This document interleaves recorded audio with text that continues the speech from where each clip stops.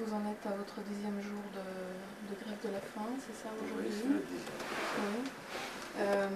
Oui. Hier, j'étais donc devant la CNCL avec, on pourrait dire, le piquet qui était là et qui représentait Radio Soleil Goutte d'Or. Je crois qu'ils n'ont pas eu, si j'ai bien compris, de réponse favorable ou définitive en tout cas de la CNCL.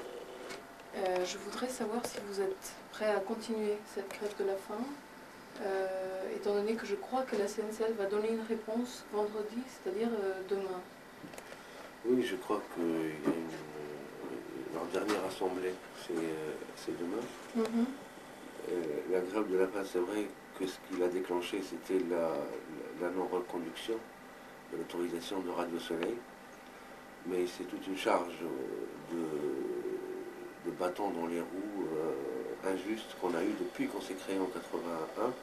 Et là, c'était le summum parce qu'on était assuré, après 6 ans quand même de travail, un travail public, c'est-à-dire qu'on peut le contrôler puisqu'on a émis tout le temps, et qu'on était en plein développement, on avait plein de projets pour la rentrée, qu'on puisse être castré comme ça.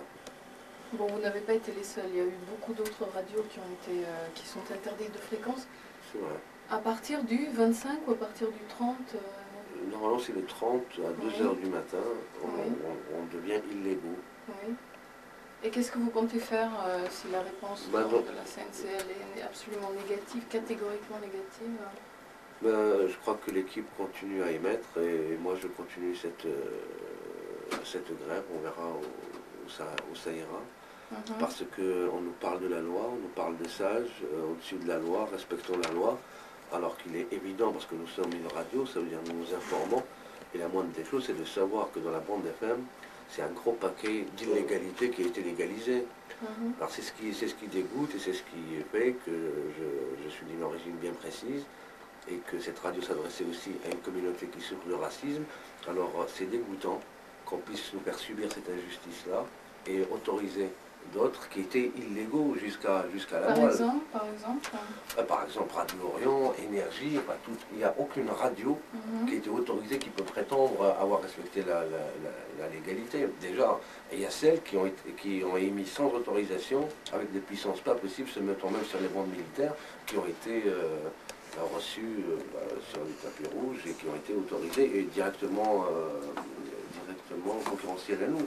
En plus, bien sûr, nous sommes musulmans, mais des musulmans tranquilles, alors qu'on vient d'autoriser une radio, soi-disant de confession musulmane, alors que tout le monde sait, le Quai d'Orsay le sait, que ce n'est que vulgairement un projet commercial qui vend du porno dans le dossier.